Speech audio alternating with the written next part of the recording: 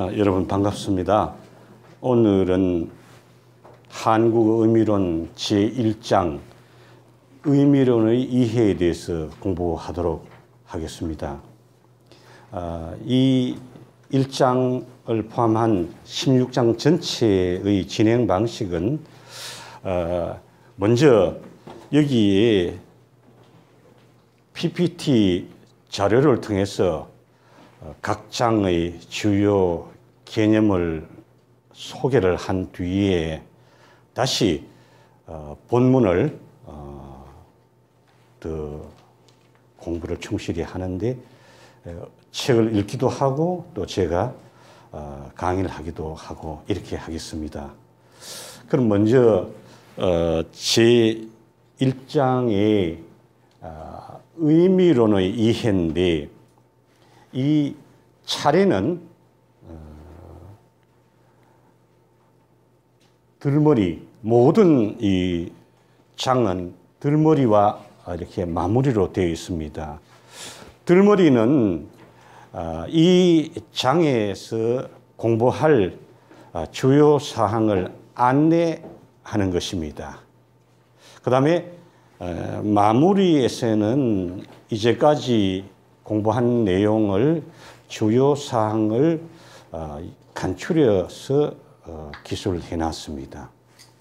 그러면 제1장에서는 구체적으로 의미론의 지위라고 되어 있는데 지위라고 하는 것은 뭐 위상이라고도 하고 또 위치라고도 하는데 한마디로 말하면 의미론이 무엇인가?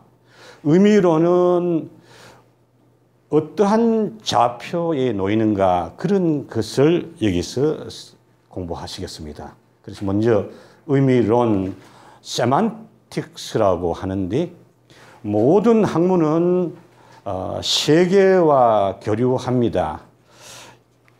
영어는 세계 교통어이기 때문에 영어로 의미론은 세만틱스라고 합니다. 우리 한국어에서는 의미론이라고 하는데 이것은 언어의 의미, 미닝을 탐구하는 학문 분야입니다. 언어학에서는 형식과 내용으로 된 언어에 대해서 형식을 다루는 의문을 다루는 의문론과 형태나 동사를 다루는 동사론, 이것은 언어의 형식을 다루는 주요 학문 분야입니다. 언어의 형식, 형태 속에 담겨 있는 내용이 바로 이 의미 있는데 의미를 탐구하는 학문 분야를 의미론, 세만틱스라고 해요. 그래서 언어 탐구의 가장 핵심적인 영역이다. 이렇게 말하고 있습니다. 왜 그런가 하면 언어 표현의 내용인 의미는 의사소통의 중심적인 요소이기 때문에 그러합니다. 우리가 말을 주고받는 까닭은 말하는 사람의 생각을 드러내어서 듣는 사람에게 전달하기 위한 것입니다. 그래서 전달하는 내용인 의미가 참으로 중요하다는 것은 우리가 잘 알고 있습니다. 그 다음에 3에는 의미 탐구 양면성인데 의미 탐구가 어렵고도 중요하다는 것인데 이 말을 처음 한 사람이 히포 어거스틴이라는 신학자이신데요. 그는 의미는 단어의 영혼이다라고 말했습니다. Meaning is the soul of word라고 했습니다. 그러니까 단어의 영혼이다. 이분이 처음에 이런 말을 했을 때는 영혼이 또는 단어의 의미가 이렇게 쉽게 달아나서 잘 포착해서 그 실체를 따져보기 어렵다. 그런 뜻이 들어 있었습니다. 왜 그런가 하면 여기의 뜻이 보이지 않고요.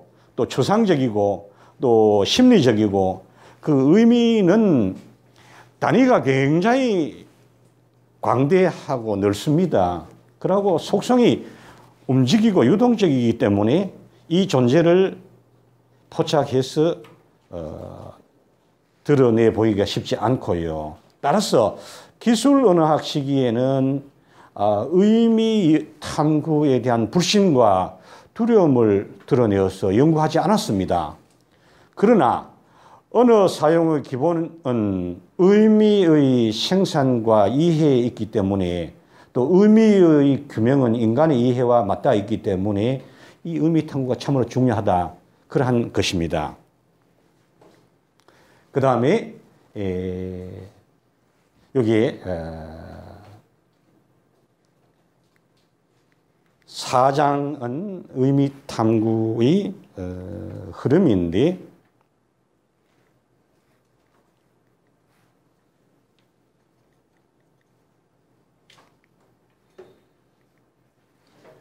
여기서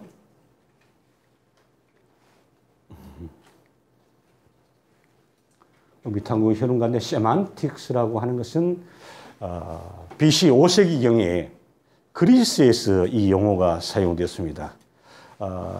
오늘날 우리가 마주치는 현대 학문의 기원은 대부분 그리스에 있습니다. 제가 작년에 그리스에 여행을 한 열흘간 했는데 아테네에 가니까 아테네의 그 유적들이 거의 파괴되어 있었습니다. 그러나 파괴된 그 유적 안에 거기에 그리스의 그 철학자들 또 사상가들이 영혼이 거기에 숨어 있다고 생각하니까 참 놀라운 그런 감회가 있었습니다.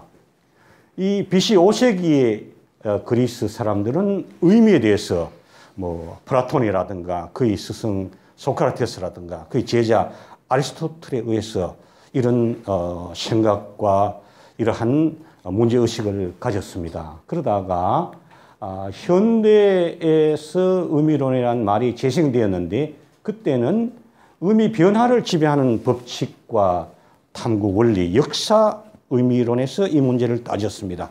그래서 이거 마침내 의미론은 의미과학이라는 용어로 자리 잡았습니다. 여기서 지금부터 역사 의미론, 구조 의미론, 생성 의미론, 형식 의미론, 신구조 의미론, 인지 의미론과 같은 6가지 중요한 의미 이론이 1830년대에서부터 현재 2018년까지 이어져 오는데요. 그 시대의 이 이론은 그 시대의 의미 이론가들의 최선의 이론이 거기에 집중되어 있습니다. 그 시대는 그 이론으로 살았습니다.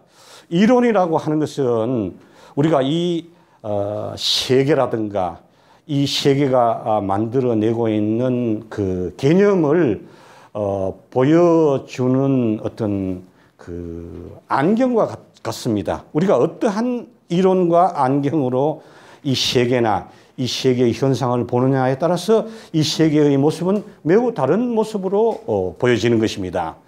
그래서 이 5가지 이론과 또 인지 의미론은 서로 영향을 주고받으면서 많이 이렇게 변화가 있습니다. 다름이 있습니다.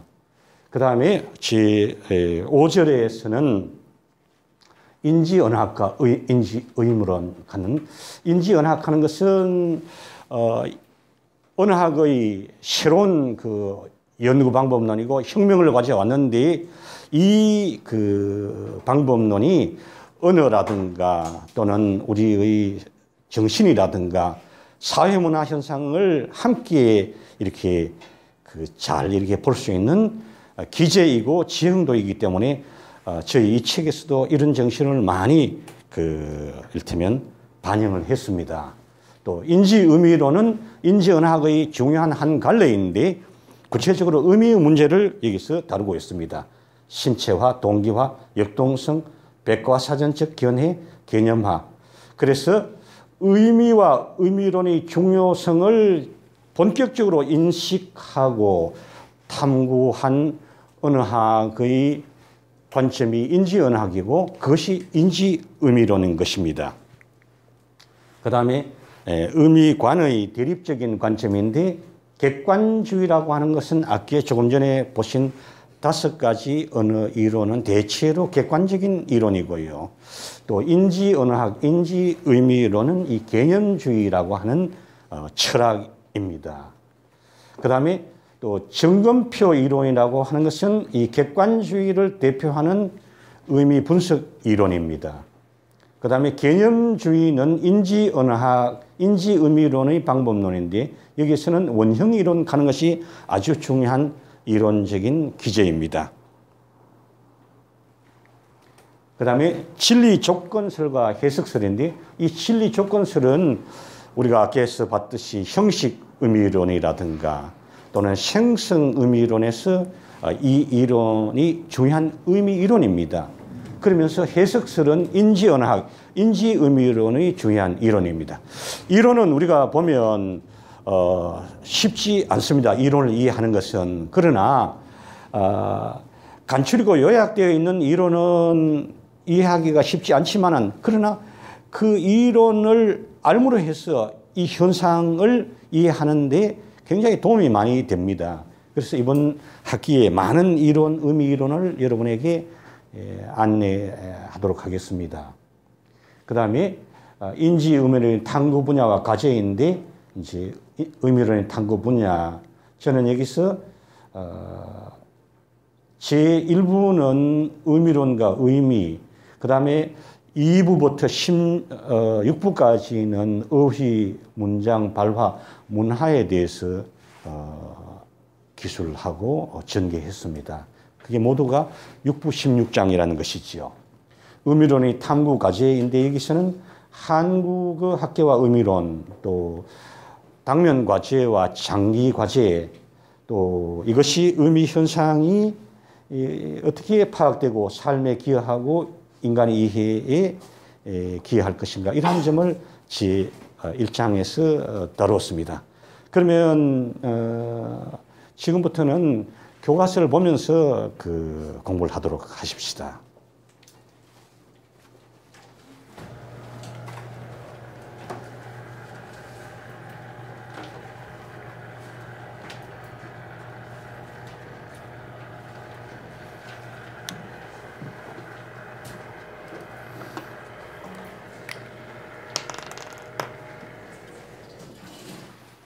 예, 3쪽에 들머리가 있는데요.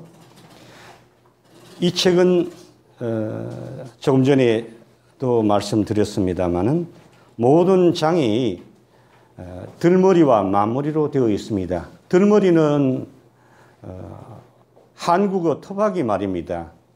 동구에 들어가면 입구를 들머리라고 합니다. 지금도 시골에 가보면 저기 들머리다 그렇게 말합니다. 그 다음에 마무리라고 하는 것은 우리가 판소리에도 마무리라 하는 것이 있는데 어떤 일을 진행하면서 맺는 그런 토박이 말이 마무리입니다. 저는 토박이 말로 들머리와 마무리로 이렇게 이 기술을 해나가겠습니다.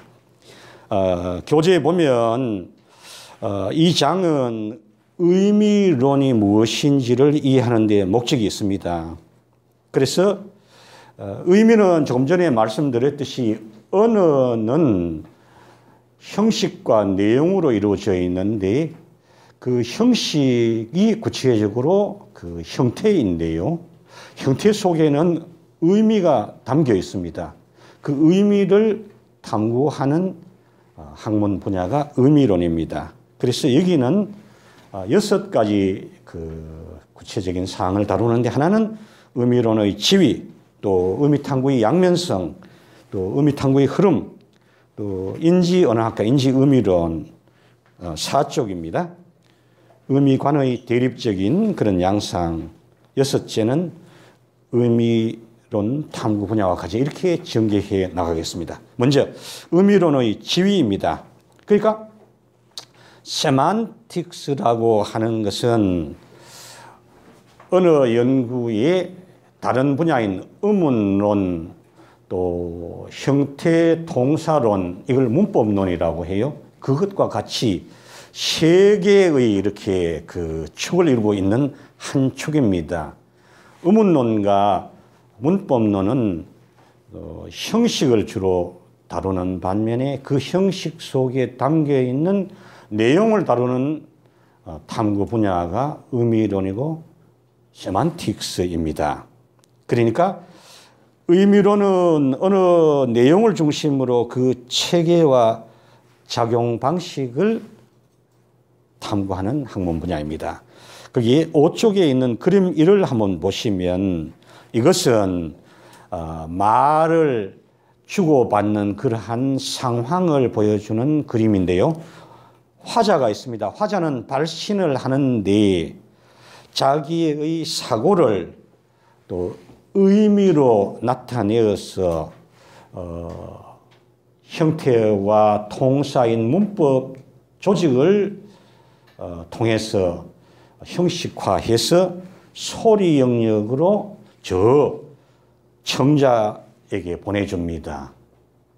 그러면 이 그림을 보면 그 언어를 생산하는 발신 과정에서는 의미론, 문법론, 의문론으로 진행될 것이고 또 청자 입장에서 그 언어를 받아들이는 입장에서는 의문론, 문법론, 의미론 이런 식으로 이렇게 진행되겠지요. 그래서 이 의사소통 과정에서 형식도 중요하고 내용도 중요한데 그 내용 영역을 다루는 것이 의미고 의미론이다. 그래서 요컨대 의미론은 언어의 의미를 탐구하는 분야로서 언어 탐구의 가장 핵심적인 영역이라는 그 위치를 우리가 지위를 이해할 수 있게 되었습니다. 이제 3절에는 의미 탐구의 양면성인데 이것은 제가 PPT에서도 말씀드렸듯이 히포 어거스틴이라는 그 신학자이자 저명한 주교였습니다. 6쪽에 주 1번에 그의 내용이 소개되어 있습니다. 이분은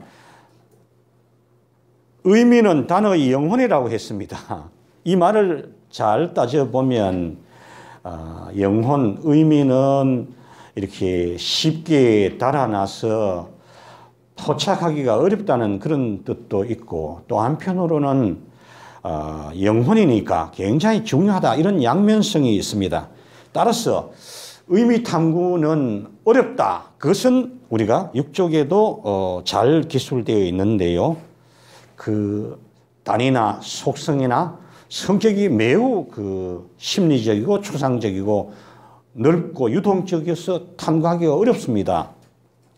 그래서 6쪽에 보면 그 언어학, 현대 언어학의 구조 언어학이라고 1916년에 페르디난드 드 쇼슈르라고 하는 사람이 그 일으킨 성립한 구조 언어학이 있는데 그 구조 언어학의 미국판이 1933년에 기술 언어학입니다. 구조 언어학은 의문론을 잘 이렇게 탐구했습니다. 기술 언어학은 형태론을 탐구하는데 장점을 가지고 있었습니다. 그 다음에 1957년에 노암 촘스키라고 하는 사람이 변형 생성 언어학을 이렇게 창안했는데 그건 통사론이 중심이었습니다. 그런 시절에 그 기술 언어학자 두 사람인 브룸필드라고 하는 아주 유명한 기술 언어학자였습니다. 그분은 의미 탐구의 중요성은 알았지만은 그 당시 현재 상황으로는 우리가 의미를 탐구할 만한 그 준비가 안 되어 있다. 과학적인 탐구 방법인 심리학과 생리학이 완성되어야 의미를 탐구할 수 있는데 지금은 준비가 안 되었다. 이런 일종의 두려움을 가지고 있었습니다. 또 다른 기술 언어학자인 찰스 카펜터 프리즈라고 하는 학자가 있었는데요. 그는 그 당시의 미국 상황을 이렇게 해놨습니다. 많은 언어학도들에게 의미라는 말 자체는 그 금기사항이다, 타부사항이다, 또는 의미를 사용하면 판도라 상자처럼 불행이 이어진다. 이렇게 말했습니다. 그러니까 음이라는 말은 기술언어학자들에게 파문당했다 이렇게 말할 정도로 음이 탐구를 두려워하고 또 침묵했습니다. 그러나 의미는 언어의 영혼이기 때문에 이 영혼을 이해하지 않고는 언어 그 자체를 이해할 수 없다는 우리가 인식에 이르렀습니다. 7쪽에는 그 의미 탐구의 중요성을 4가지로 들었습니다. 그 중에서 우리가 말을 하는 가장 중요한 목적은 의사소통인데 그건 의미를 이렇게 생성하고 또 이해한다는 것이겠지요. 그 다음에 의미의 본질 규명은 그 자체로 끝나는 게 아니고 우리 사람이 무엇인가 인간의 본질을 규명하는 대로 이어져 있기 때문에 이건 중요하다는 것입니다. 그 다음에 의미 탐구의 흐름에 대해서 6가지 흐름이 있는데 우선 세만틱스라고 하는 말의 출발은 그리스에서 기호라고 하는 그런 뜻으로 이 말이 처음에 사용되었습니다. 기호는 여러 가지 있지 않습니까? 자연 기호와 언어 기호인데 기호와 관련된 뜻으로 세만티쿠스라는 말을 사용하다가 1883년에 프랑스 언어학자인 브레알이라고 하는 사람이 있습니다. 이 브레알이라는 사람 자체도 중요하지만은 이분은 현대 언어학을 창시한 페르난드 드 쇼슈르라고 하는 그 구조 언어학자의 스승님이셨습니다. 이분이 계셨기 때문에 쇼슈르가 나왔다는 것이지요. 그는 일찍이 1883년에 세만틱스라는 말을 사용했는데요. 거기 보시면 브레알 1883년 133뒤에 있지 않습니까? 이것은 514쪽으로 한번 가보시겠습니다. 514쪽이 거기 3번째 줄에 브레알 있지요. 예, 브레알은 이름이고요. M 하는 거는 그게 이제 그 패밀리 네임입니다. 창고 문헌을 달 때는 이름을 먼저 내고 성을 뒤에 냅니다. 그래서 거기에 있는 레 루아 인텔렉츄를 뒤 랑그 프레그망 드 세만틱 하는 이게 논문입니다. 이 논문에서 세만틱스라는 말이 처음 나왔습니다. 또 브레알 그 밑에 보면 1987년에 에세아 드 세만틱 하는 게 있죠. 사이언스 드 시그니피카시옹 파리에서 나왔는데요. 그게 이제 1990년에 쿠스트 여사라고 하는 분이 영어로 번역을 했어요. 그 책 이름이 Semantics 부제로 Studies in the Science of Meaning 의미의 과학적인 탐구다. 뉴욕 이게 소재지고요. 헨리 홀트 앤드 컴퍼니 거기서 출판사 이름입니다. 이 나왔습니다. 그때 그야말로 1897년에 이 브레알이 저서가 영어로 번역되면서 학문 분야에 세만틱스라는 말이 이렇게 나왔습니다. 그래서 4.2에 보면 의미론의 흐름인데 역사 의미론 하는 히스토리컬 세만틱스입니다. 거기 보면 이건 1830년에서 1930년 한 100여 년의 시간을 가지고 있습니다. 역사 의미론은. 그러니까 역사 의미론은 주로 단어의 개별적인 변화를 심리적으로 또는 동적으로 연구하는 방법이었습니다. 그래서 거기는 라이치시라든가 브레알이라든가 달메스 떼뜨르 그 다음에 스텔은 이런 학자들이 의미 변화의 유형과 기제를 연구했습니다. 여기에 그쪽에 보면 단어가 고정되어 있지 않고 동적이다, 움직인다 그런 생각을 하고요. 그 다음에 이거는 심리적인 그 고려를 많이 했습니다. 그래서 현대 언어학, 현대 의미론 가운데 인지 언어학과 인지 의미론은 언어의 단위가 동적이다, 심리와 관련이 있다, 이런 생각을 많이 받아들였습니다. 학문은 무에서 창조되는 것도 아니고요. 어떤 앞에 있는 선인들의 그 삶과 사상과 또는 고뇌가 계속 이어지기 마련입니다. 정반합이라고 해서 어떤 것이 있으면 또 그것에 대한 반대 기류도 일어나고 또 다시 통합되기도 하고 융합되기도 하고 분산되기도 하고 이런 것이 반복되면서 늘 이어지기에 마련입니다. 우리는 태양 앞에 새로운 것은 없다라는 그런 그 말씀 앞에 경건해지지 않을 수 없습니다. 언어의 과학적인, 의미의 과학적인 탐구는 이 역사 의미론에서부터 시작됐거든요.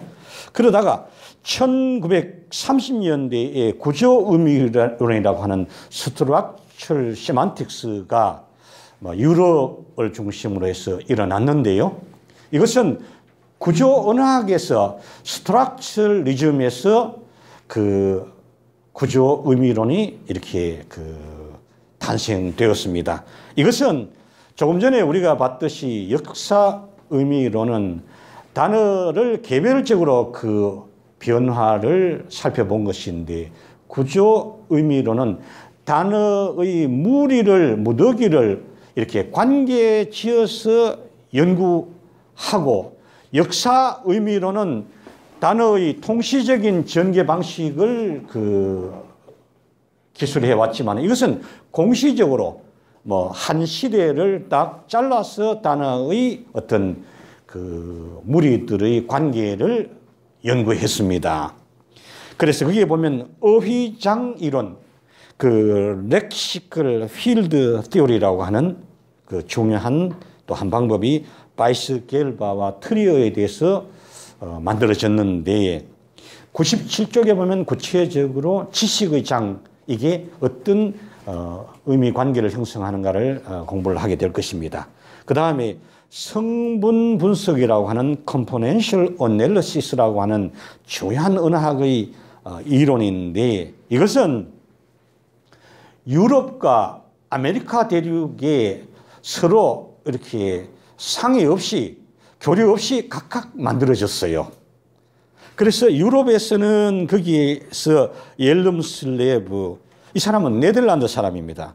코셰리우, 이 사람은 보띠에는 프랑스 사람이고요. 코셰리우는 독일 사람이에요.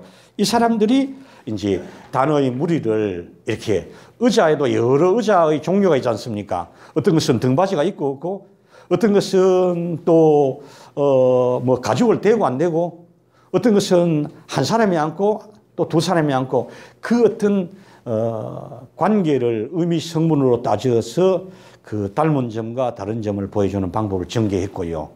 아메리카 대륙에서는 거기에 있는 론스베리와 구디너프 같은 사람이 당시 아메리카 인디안들 그 언어 문화를 기술하기 위해서 이 성분 분석 방법을 써서 굉장히 성공했습니다. 실제로 관계 의미론이라고 하는 레셔널 세만틱스 하는 게 있는데 이것은 한마디로 어떤 단어의 의미는 다른 단어하고 어떤 관계를 이루느냐, 이걸 관계를 보고 의미를 따지는 그런 방법인데요. 존 라이언스라든가 데이비드 알란 크루스 같은 영국의 교수님들이 이 의미 관계 이론을 많이 연구해서 성공시켰습니다. 우리는 제7장, 8장, 9장에서 그러니까 의미 관계 이론을 더 자세히 공부하게 될 것입니다. 구조 의미론은 의미 연구사에서 매우 중요한 위상을 차지하고 있습니다. 의미를 과학적인 연구로 이렇게 격상시켰습니다. 그런데 문제는 뭔가 하면 이분들은 이 이론은 의미를 연구하는데 사람이나 문화를 관련시키지 않고 언어 자체, 어느 내적인 그런 범위 안에서 의미를 탐구하는데 그것은 그 자체의 한계점을 이를테면 지닐 수밖에 없었습니다. 생성 의미론 가는 것은 생성 언어학과 깊은 관련을 가지고 있겠지요. 그래서 여기 대표적인 창시자가 카츠와 포도인데 거기에 그림 2번에 보면 배철러라고 하는 이 단어는 다이어입니다. 그 뜻은 그 밑에 대괄호 속에 있지요. 이 대괄호를 우리가 구별소라고 했는데 예컨대 한 번도 결혼하지 않은 남자, 이거 배철러입니다. 또 다른 기사의 진영에 봉사하는 젊은 기사, 이것도 배철러라고 했어요. 또 번식기에 짝이 없는 새끼 물개, 이것도 배철러라고 했습니다. 이것을 대괄호 속의 구별소로 그 위에 보면 남성 학사학위 소지자 수컷, 또 그 위에 보면 인간, 동물, 이것은 소괄호 속에 들어있지요. 이것을 표지라고 했습니다. 이러한 표지와 구별소로서 한 단어의 의미 성분을 기술하는 방법론으로 전개했는데 이것이 생성의미론의 기본 절차이고 방법론입니다. 그래서 11쪽에 있는 캐츠, 체이스, 마이스, 그러니까 고양이들이 그 쥐를 생쥐들을 이렇게 추적한다. 이런 걸 이제 문장을 예컨대 표일과 같이 조금 복잡하지만은 이런 복잡한 방식의 이를테면 그 표지로 이렇게 그 기술을 했습니다. 그렇게 11쪽에 보면 생성주의 의미론에서는 주로 문장에 대해서 관심을 두고 어휘에 대해서는 좀 이렇게 무관심했습니다. 12쪽을 가보시겠습니다. 생성의미론은 그 나름대로 그 의미론에 기여한 바가 많지만은 그러나 그것은 그 자체로 최선의 방법론일 수는 없었습니다. 그래서 그 같은 시기에 형식 의미론이 나오는데 이건 포멀 세만틱스라고 하죠. 그죠? 포멀 세만틱스인데요. 이제 이것은 그 어떤 문장의 의미가 진리 조건에 맞는가 또 함의 관계가 어떤가 이걸 밝히는데 이 사람들의 생각은 그 논리학과 수학의 방식으로 언어를 기술할 수 있다고 생각하고 그렇게 하는 것이 가장 과학적이고 또 컴퓨터 시대에 맞는 그 방법론이라고 생각했습니다. 그래서 이런 생각은 굉장히 일찍이 1879년에 프레게라고 하는 그 수학자 또 논리학자의 이론에서 이런 발상이 일어났습니다. 그래서 1970년대에 이 형식의미론 포멀 세만틱스가 우리 학회에서도 굉장히 이렇게 그 인기가 있고 활성화되었습니다. 이 사람들은 세 가지 목적을 가지고 있는데요. 거기 보면 첫째로 의미 이론은 합성성의 원리를 준수해야 된다. 합성성이라 하는 것은 우리가 더하기 빼기 개념이 있지 않습니까? 레고 블록과 같이 레고 블록을 이렇게 합치면 또 어떤 전체 형태가 되고 그걸 다시 이렇게 해체하면 원래 레고의 기본 단위로 오는 이 합성성 하는 것은 플러스 하면 합쳐지고 마이너스 하면 해체되고 하는 이런 생각을 했습니다. 둘째, 또 의미 이론 가는 것은 중의성 가는 게 있지 않습니까? 한 개의 어떤 문장이 두 가지 이상의 의미를 갖는 걸 중의성이라고 하는 이걸 예측하고 해결해야 된다. 이런 생각을 했고요. 세 번째는 단어, 구, 문장 사이의 체계적인 의미 관계를 밝혀야 된다. 그러니까 말 그대로 형식 의미로는 굉장히 객관적이고 수학적이고 논리적으로 언어를 연구하고 다루려고 했습니다. 그 장점이 많았습니다. 그 장점은 거기에 있는 의미 순환성 문제를 굉장히 극복을 했습니다. 그런데 문제는 뭔가 하면 우리가 자연 언어는 이 내추럴 랭귀지는 수학이 아닙니다. 수학의 잣대로 잴 수가 없어요. 굉장히 복합적이고 다양하고 창의적이고 예측할 수 없는, 그야말로 현재로서는 사람의 컴퓨터보다 우수한 이 지능만으로, 지성만으로, 또 그 사람이 사는 문화, 사회 속에서 해명할 수 있고 이해할 수 있는 그런 어떤 실체이지, 수학의 잣대로, 논리의 잣대로 잴 수 없다는 데 이 형식 의미론이 근원적으로 한계를 지닐 수밖에 없었습니다. 그 다음에 신구조 의미론이라고 하니까 말 그대로 네오 스트럭처럴리스트 세만틱스지요. 여기에 있는 그 신구조 의미론은 1990년대에 예컨대 거기에 있는 구조 의미론에서 출발해서 여러 개의 그 다양한 의미 이론이 전개되었는데 그걸 묶어서 신구조 의미론이라고 이렇게 우리는 말합니다.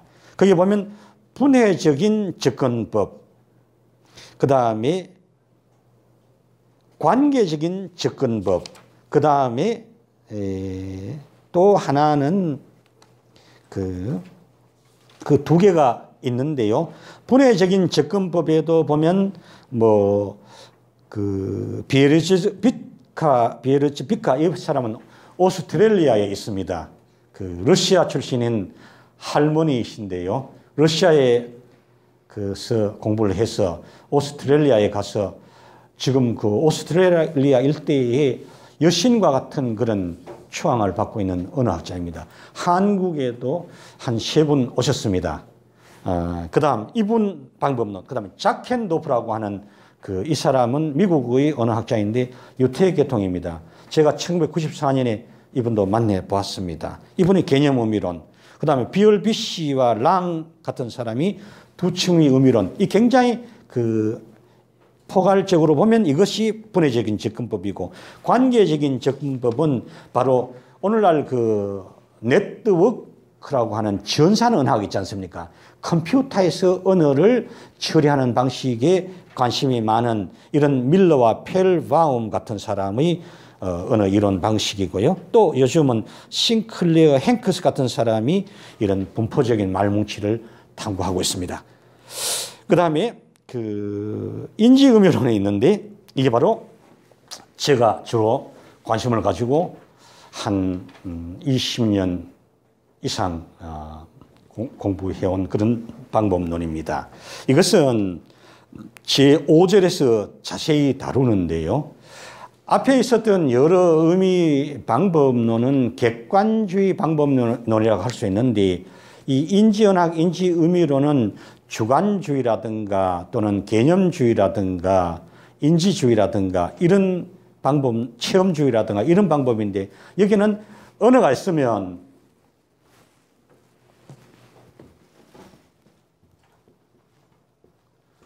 언어는 의미가 있고 형태가 있습니다. 이 언어가 있으면 다른 언어 연구 방법은 이걸 주로 이 안에서 내적으로 탐구하려 했습니다. 그 질서를요.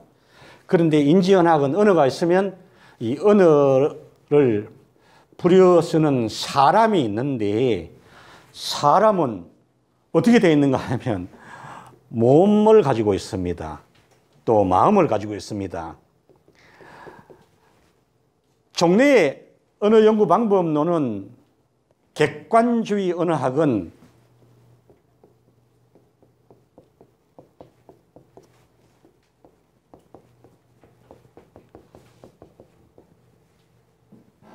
오브젝티비즘은요, 언어 연구에서 사람을 이렇게 고려하지 않았습니다.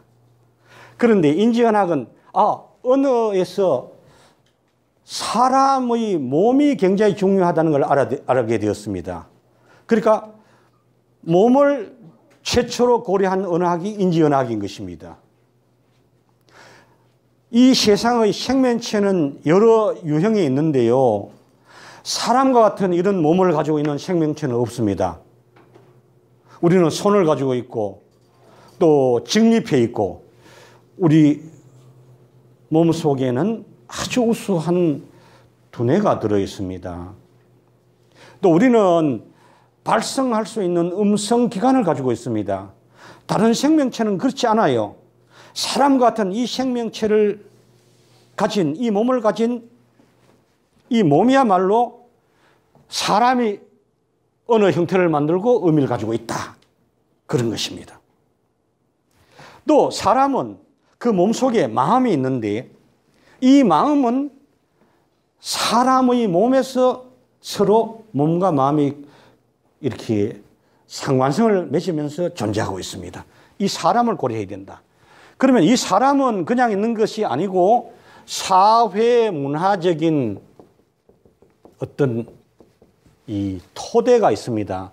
어떤 사회에 어떤 문화권에 우리가 서 있는가에 따라서 이 어느 형태의 의미가 달라지고 간섭을 받는다. 이 세 가지를 함께 연구해야 언어를 바로 볼 수 있고 언어 의미를 바로 볼 수 있다. 이런 생각이 인지언어학이고 인지의미론인 것입니다. 그래서 15쪽에 거기에 보면 의미론의 역사적인 흐름을 보면 크게 제가 6가지를 이렇게 배열해 놨는데요. 거기에 보면 쌍방향 화살표가 있습니다. 역사 의미론, 구조 의미론은 이거는 대립되는 관점입니다. 역사 의미론은 조금 전에 설명드렸듯이 통시적인 접근 방법이고요. 개별적인 접근 방법이고요. 여기는 좀 심리적인 접근 방법이었는 반면에 구조 의미론은 이 당시에 과학을 굉장히 중시했기 때문에 언어 탐구, 의미 탐구도 과학적으로 이루어져야 된다고 생각해서 여기는 공시적으로 또 관계를 가지고 또 사람의 심리나 주관을 배제하고 언어 의미를 연구했기 때문에 그 두 개는 굉장히 뚜렷하게 차이가 나는 것입니다.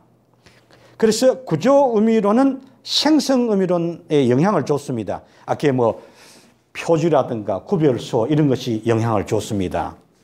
그 다음에 구조 의미론은 또 신구조 의미론, 이름도 구조 의미를 땄지 않습니까? 네오 스트럭처리스트 세만틱스라고 하니까 거기에 영향을 많이 줬겠지요. 또 생성 의미론은 형식 의미론에 영향을 많이 주고 그 한 4촌쯤 됩니다. 그 다음에 생성 의미론 또 형식 의미론과 매우 대립적인 관점에 서 있는 것이 인지 의미론인 것입니다.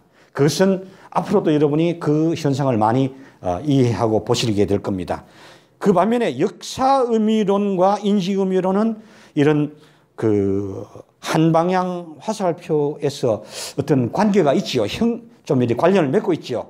그런 걸 여기서 기술을 해놨습니다. 16쪽으로 가십시다. 이제 인지언어학과 인지의미론 이렇게 되어 있는데요.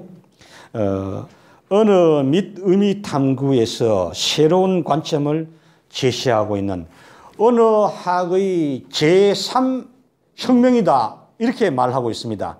제1혁명은 1916년에 스위스 언어학자인 페르디난트 드 셔슈르라는 사람이 즈네브 대학에서 이를테면 현대 언어학을 탄생시킨 구조 언어학을 완성했습니다. 그 다음에 1957년에 노암 촘스키라고 하는 사람이 변형 생성 언어학을 창시했습니다. 그러니까 트랜스포메이셔널 제너러티브 링귀스틱스를 만들었습니다. 그러다가 1987년경에 이것은 인지언어학은 한 사람, 두 사람이 원조가 되어서 만든 게 아니고 종래에 변형 생성 언어학이나 또는 기술 언어학, 구조 언어학의 관점의 좋은 점도 알고 그러나 그것만 가지고는 안 되겠다라고 하는 생각을 가지고 있었습니다.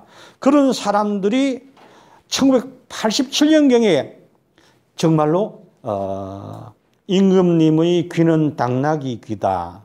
또는 임금님은 벌거숭이네 하는 그런 신화나 동화처럼 그런 이야기를 아주 가까운 주변 사람에게 서로 속마음을 드러냈습니다. 그러니까 의외로 많은 사람들이 야, 변형 생성 언어학 가지고는 안 되겠다. 뭐야? 언어 탐구에 있어서 언어라고 하는 것은 사람을 고려해야 된다. 또 사회 문화를 고려해야 된다. 이러한 그 발상 캠페인이 들불처럼 일어나서 1987년에 인지언어학이 일어나게 된 것입니다. 그 주창자가 앞으로 우리도 공부하게 되겠지만은 거기에 있는 그 조지 레이콥이라고 하는 사람, 또 레네크라고 하는 사람, 이 사람들은 미국의 서부 지역의 캘리포니아에서 자기들 버클리 대학이라든가 산디에고 대학이라든가 산타크루스라든가 산타바바라 등 미국 서쪽에서 이 사람들이 학문이 일어났습니다. 미국은 전통적으로 동부 쪽에는 보수적이고 아주 안정되고 귀족적인 그런 대학이 형성되어 있습니다. 그런데 미국 서부는 그런 전통에 대한 반동으로 새로운 어떤 그 프론티어를 찾아가고 금강을 일으키고 또 이러한 탐구가들이 야성적인 사람들이 서부에 많이 모였습니다. 학문도 그랬습니다. 미국의 그 보수성을 깨고 이러한 어느 새로운 방법론을 창안하는 사람들이 서부에 많이 모였습니다. 또 그것은 또 유럽에서 영국이나 독일이나 네덜란드나 스웨덴 같은 데서 전통적으로 뿌리 깊은 학문들이 모두들 인지언어학을 만든 데 기여를 했습니다.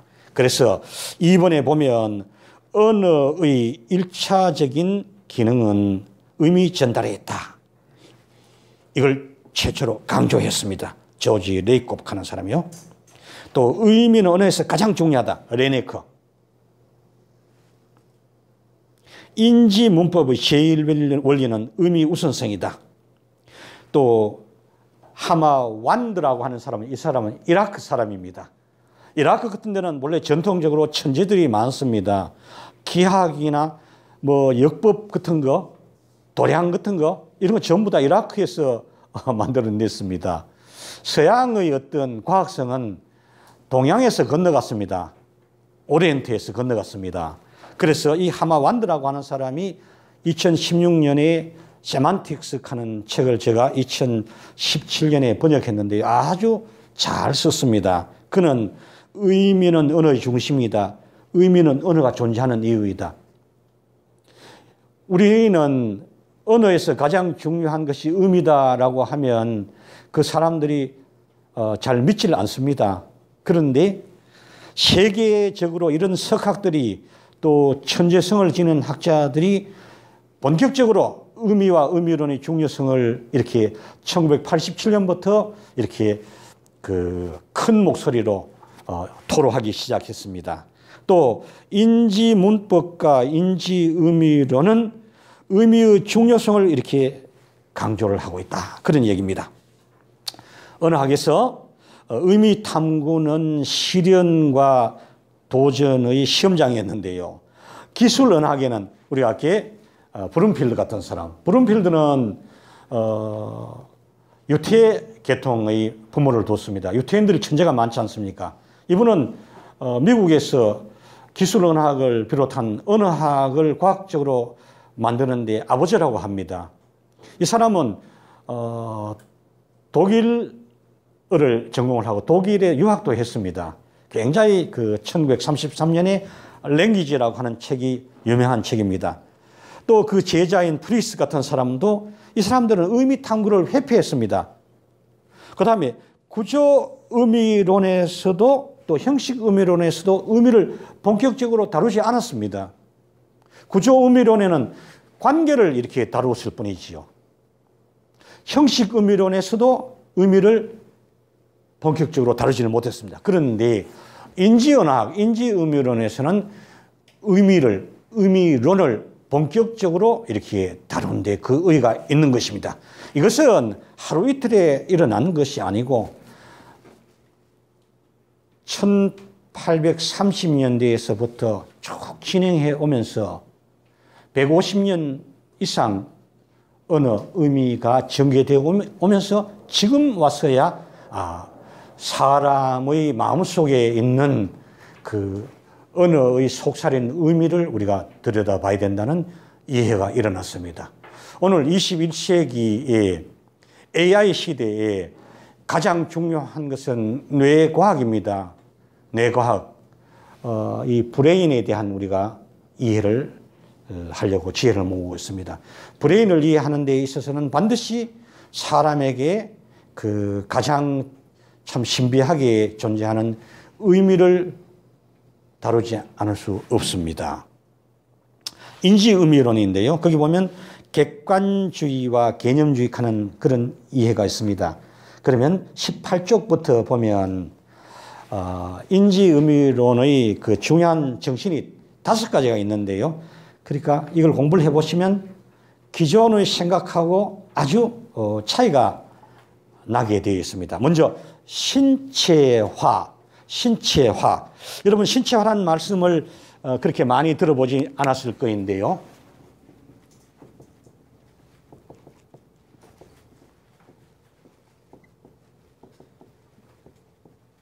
이 신체화를 인바디먼트라고 하는데 이건 바디입니다.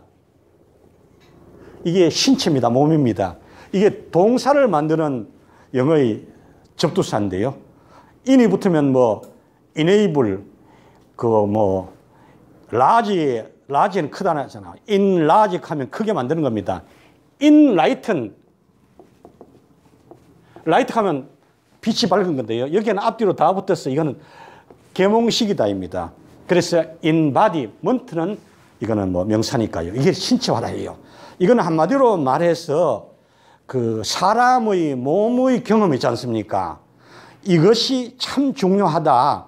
우리가 어린아이 때부터 걔가 의미를 머리에서 선언적으로 의미 지식을 타고난다고 생각했습니다.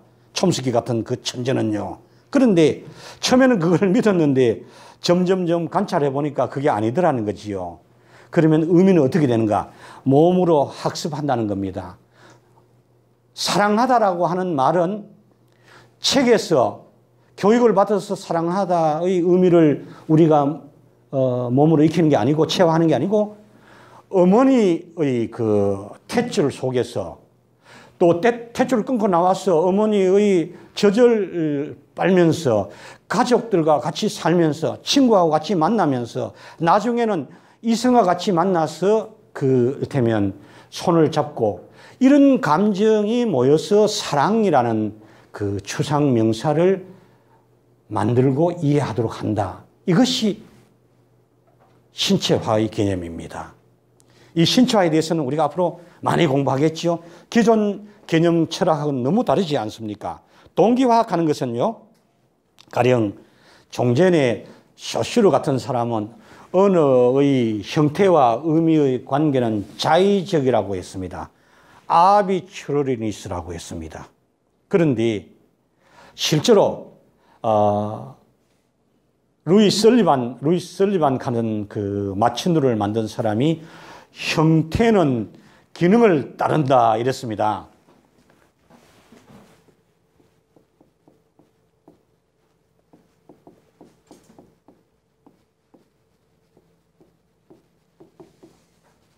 형태는 기능을 따르게 됐습니다. 모든 것이 그렇습니다. 건축도 그렇고요. 언어도 그렇고요. 우리 사람의 몸도 그렇고요. 저 자연에 있는 생태의 풀과 동식물도 모두가 그 형태는 구조, 즉 기능, 의미를 따르게 되어 있습니다. 그 1차적인 목적은 생존에 있고요. 또 사람 같으면 멋있게 아름답게 행복하게 살기 위해서 이 형태가 여러 가지 조절되게 되어 있습니다. 그게 바로 형태와 의미는 관계를 맺고 있다 하는 것이 도상성이라고 하고 동기화라고 합니다. 우리는 이 책에서 그런 걸 많이 공부하게 될 것입니다. 역동성이라고 하는 것은 종래는 의미라고 하는 것은 박제된 새 있지 않습니까? 또 이렇게 뭐 우리가 잡아와서 이렇게 죽어있는 물고기, 이걸 의미 탐구의 대상으로 삼았습니다. 그런데 의미는 그렇게 박제되어 있거나 죽은 물고기가 아니고 살아서 퍼득퍼득거리는 그런 나비이고 또 물고기인 것입니다. 그걸 탐구하는 겁니다. 그러다 보니까 굉장히 의미라고 하는 그 세계의 접근 방법은 역동적이고 유연하고 창의적이어야 한다, 이 말입니다. 수학에서는 거기에 딱 집합 이론으로 뭐 플러스 마이너스로 현상을 재려하지만은 언어는 그거가 잴 수 없는 굉장히 입체적인 세계인 것입니다. 그것이 역동성입니다. 그 다음에 백과사전적인 견해인데 의미는 가령 사전과 백과사전이 있는데 사전은 굉장히 단순하고 단조롭습니다. 그런데 백과사전은 모든 그 세상의 지식이 총동원되어 있습니다. 구체적인 내용은 20쪽에 그게 있지요. 그래서 여러분이 그 인지언학에는 백과사전적인 지식의 입장에 서 있다, 그걸 알 수 있을 것입니다. 개념화라고 하는 것은 종전에는 언어 탐구의 대상이 언어였는데 언어는 그 자체로 필요하고도 충분한 어떤 탐구 대상이라고 생각했는데 인지언어학에서는 언어는 하나의 실마리다. 그 실마리를 가지고 여러 가지 그 화자가 더 보태고 빼고 해석해서 그 의미를 전달한다. 이것이 개념화인 것입니다. 이 이야기도 또 앞으로 얘기를 많이 할 것입니다. 의미관의 대립적인 양상인데 객관주의와 개념주의, 조금 전에도 조금 말씀을 드렸는데 저희 책에 그걸 자세히 설명해 놨습니다. 이 객관주의라고 하는 것은 한마디로 말하면 자연과학의 방법으로, 자연과학에서 객관주의의 대표적인 영역이 물리학입니다. 피직스입니다. 물리학이고 수학입니다. 그 물리학의 방법으로 언어를 보려는 방법입니다. 그래서 거기 보면 객관성, 엄밀성, 체계성을 매우 중시했고 또 물리학에서는 이 대상인 물질이 대칭적이고 균질하다고 봤습니다. 또 어떤 그 연구 영역을 굉장히 그 분할을 했습니다. 그런데 여기에 있는 인지언어학, 인지주의, 개념주의는 그런 게 아니란 거죠. 굉장히 통합적이고요. 또 부분이 모여서 전체가 되기도 하지만은 부분의 방식은 매우 전체의 방식은 다르고요. 전체를 해체하면 부분으로 환원되는 것도 아닙니다. 구성성의 원리나 게스탈트 원리로 전개해 놨습니다. 거기에 주 8번에 보면 먹다가 여러 가지 있는데 먹다 가운데 그 먹다가 다 같은 먹다가 아닙니다. 밥 먹다가 제일 중심이고요. 우리는 자연현상에 풀을 가운데 잡초라고 하는 그 풀을 이름 지어줬습니다. 또 벌레 가운데도 해충이다 이런 말을 지어줬습니다. 그것은 균질하지 않다는 얘기지요. 인간의 눈으로 보니까 먹다 가운데 중심적인 것도 있고 주변적인 것도 있고요. 또 인간의 눈으로 보니까 뭐 해충도 있고 또 독버섯도 있고 인간이 이렇게 그 자연의 생태계를 주관적으로 파악하는 것입니다. 23쪽에 인지주의, 개념주의에 대한 얘기가 거기에 자세히 있고 다음에 또 점차 전개하겠습니다. 객관주의 이론에는 이 정근표 이론이라고 하는 이걸 가지고 언어 현상을 재료했습니다. 그런 반면에 인지언학은 원형 이론, 이것도 앞으로 또 공부를 하겠습니다. 여러분도 23쪽과 24쪽을 좀 충실하게 공부해 주시기 바라겠습니다. 그 다음 25쪽에는 진리 조건설과 해석설인데요. 이 문제도 또 앞으로 더 공부하시겠습니다. 26쪽을 보시겠습니다. 의미론의 탐구 분야와 과제인데요. 7.1에 보면 의미론의 탐구 분야가 점차적으로 이렇게 그 변경이 넓어진 걸 알 수 있습니다. 처음에는 어휘만 다루었습니다. 또 어휘 변화만 다뤘습니다. 27쪽에 보면 그게 울만의 상자인데요. 이 사람은 헝가리 사람인데요. 영국에 와서 살았습니다. 이분은 1914년에서 1976년까지 사셨는데요. 어느 의미에서 굉장히 큰 공헌을 하신 분입니다. 글래스고 대학과 유명해요. 스코틀랜드에. 또 영국 잉글랜드의 북부에 있는 리즈 대학에서 강의를 하셨어요. 제가 그 대학에 다 가봤습니다. 가서 스테판 울만이라고 하는 그 학자를 기념했습니다. 1976년에 심장마비로 돌아가셨어요. 영국의 어느 학자의 큰 별이 사라졌다. 이런 신문 광고가 났다고 합니다. 그 울만의 상자를 잘 보세요. 의미론의 연구 방법론이 굉장히 좀 이렇게 넓어졌지 않습니까? 그 다음에 세 번째로 27쪽에 보면 화형론이라고 하는 이 이제 범위를 의미론에 넣을까 말까를 했는데요. 화형론에 대해서 어떤 사람은 어느 연구의 쓰레기통이라고도 말하는 사람도 있고 어느 연구의 꽃밭이라고 하는 사람도 있었습니다. 그래서 저희 관점은 오늘날의 그 저와 뜻을 같이 하는 사람들은 어느 연구에서 그 대상 범위를 어휘나 문장이나 발화나 문화까지 넣는 것이 너무나 맞지 않느냐. 왜 우리가 그 조금 이렇게 편협한 어느 관점으로 화형론을 빼고 문화를 뺄 필요가 어디에 있느냐. 이렇게 해서 오늘날은 점차적으로 이 정신이 넓어져 왔습니다. 그 다음에 28쪽에는 제1부에서부터 제6부까지 이 의미론의 전개 방식에 대해서 제가 소개해 놨습니다. 또 의미론의 탐구 과제인데요.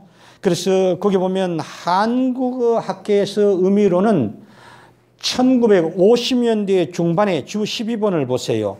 이숙영 교수님이 의미론이라는 학문이 있다. 이걸 연구해야 된다. 이렇게 말씀하셨거든요.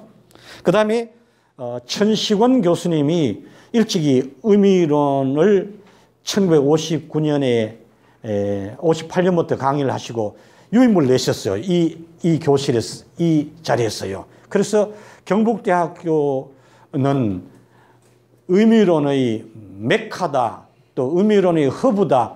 이걸 우리나라 전체 어디 가도 그것을 잘못됐다고 말하는 사람이 없어요. 경북대학교 나왔다 하면 의미론을 공부를 하겠네. 또 의미론 참 들어서 행복하겠구나. 이렇게 존중해 줍니다. 교단에 가서도요.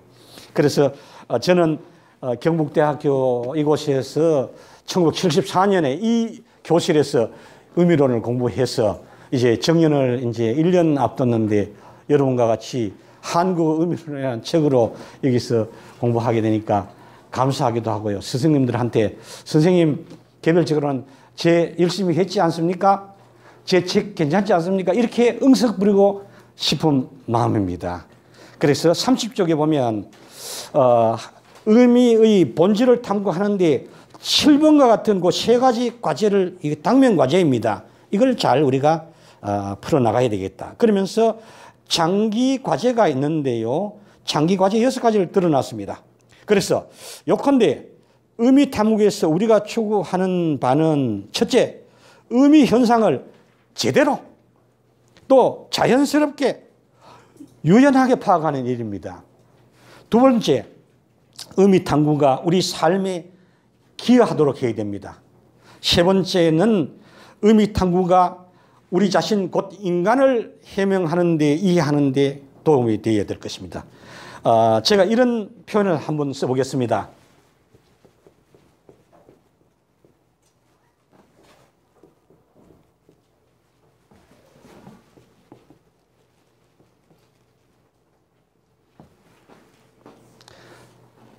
All roads lead to Rome. 모든 길은 로마로 통한다 이랬어요.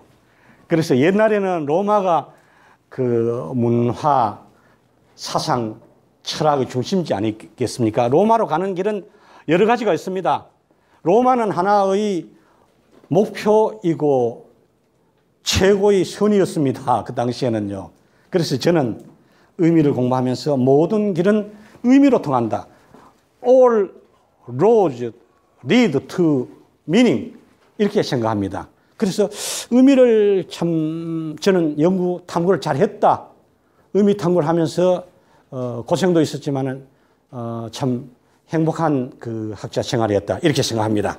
8쪽에 참 31쪽의 8번의 마무리는 앞에 해놓은 중요한 내용을 간추렸습니다. 그래서 오늘 여러분이 저하고 공부했던 내용을 잘 이렇게 또 따져보시고 또 부족한 점은 또 보완해 주시고 그렇게 의미론을 이해해 주시기 바랍니다. 다음 시간에는 제2장 의미의 이해를 공부하겠습니다. 예, 고맙습니다.